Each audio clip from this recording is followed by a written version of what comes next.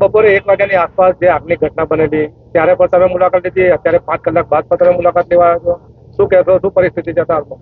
ને અત્યારની પરિસ્થિતિમાં તો એવું છે, આગ કંટ્રોલમાં આવી ગઈ છે ને હવે લગભગ એ નિકાલ થઈ જશે એનો.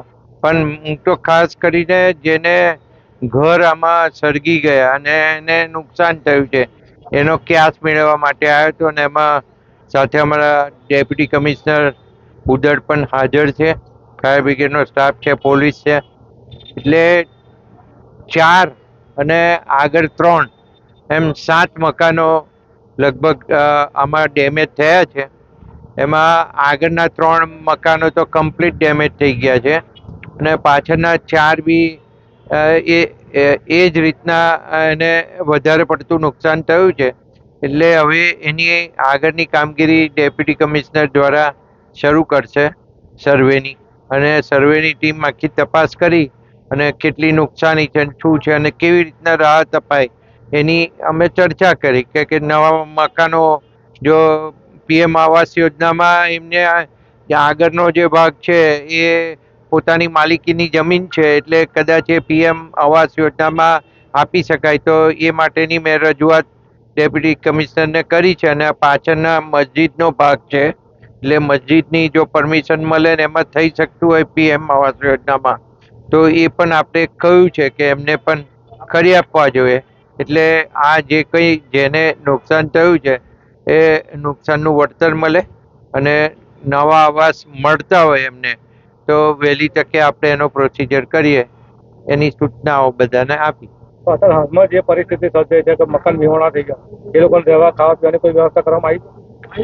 અત્યારે તો એવી કોઈ આયોજન કરવામાં આવ્યું નથી, છતાં એમના તરફથી કોઈ રજૂઆત આવશે તો એનો વિચાર કરશે કમિશનર શ્રી. છે ને જે સમગ્ર આગની ઘટના બની છે, કઈ જગ્યાએ બની ને હાલમાં શું પરિસ્થિતિ? નડિયાદ મહાનગરમાં મલારપુરા વિસ્તાર આવેલો છે અમારો. આ વિસ્તારમાં એક જૂનું લાકડાનું પીઠું હતું. એ પીઠાની અંદર આગ લાગવાથી સૌથી પહેલો જ આ મલારપુરામાંથી પહેલા અખ્તરભાઈનો મારી પર ફોન આવ્યો હતો 1:20 બપોરે, અને સૌથી પહેલા ફાયર ફાઈટરને ફોન જ મેં કર્યો હતો. પહેલી ફાયર ફાઈટર હું આવ્યા પછી મેં ફાયર ફાઈટર પર ચડીને પાછળ બધું નિરીક્ષણ કર્યું આખા પાડાનું, અને પાછળના ઘરો સળગતા હતા એટલે બીજી ફાયર ફાઈટર મંગાવી, એને પેલી બાજુ મોકલી અને મસ્જિદના મેઇન ગેટેથી ફાયર ફાઈટરે પાણીનો મારો જે ચાલુ રાખ્યો વાઉચરથી, એના હિસાબે એ મકાનો ખાલી અત્યારે અડીને રહ્યા છે. અંદરની ઘર વખરી તો ટોટલ ખતમ થઈ ગઈ છે, પણ આ ઓછામાં ઓછી 15 થી 20 ફાયર ફાઈટર ઉપર આખા અમારા સિનિયર ધારાસભ્ય શ્રી પંકજભાઈ દેસાઈ પણ ઘટના સ્થળે 3 કલાક હાજર હતા અમારી સાથે. અમે બધા આખા કાઉન્સિલરની ટીમ પણ અમારા વિસ્તારમાં હાજર હતી, અને સમગ્ર વહીવટી તંત્ર જે આ આકસ્મિક ઘડીમાં કોઈએ નાત જાત ધર્મ ભેદ ભાવ બધું ભૂલીને બધા આ ઘટનાની કેવી રીતે વહેલી સોલ્યુશન આવે એના માટે ખૂબ જ લોકોએ પ્રયત્ન કર્યા છે, અને અમે બધા એમના ઋણી છે. અને મસ્જિદ ટ્રસ્ટે આ લોકોની રહેવાની અને જમવાની વ્યવસ્થા કરેલ છે.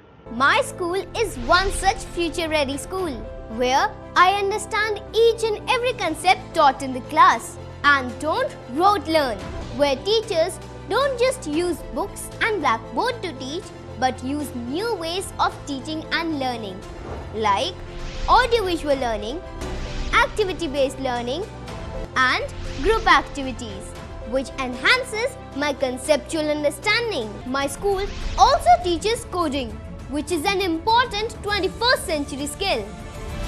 Not just that, I get an opportunity to showcase my skill on a national platform. And with all this, I acquire important skills that make me future ready and confident. Would you also like to know where is my future ready school?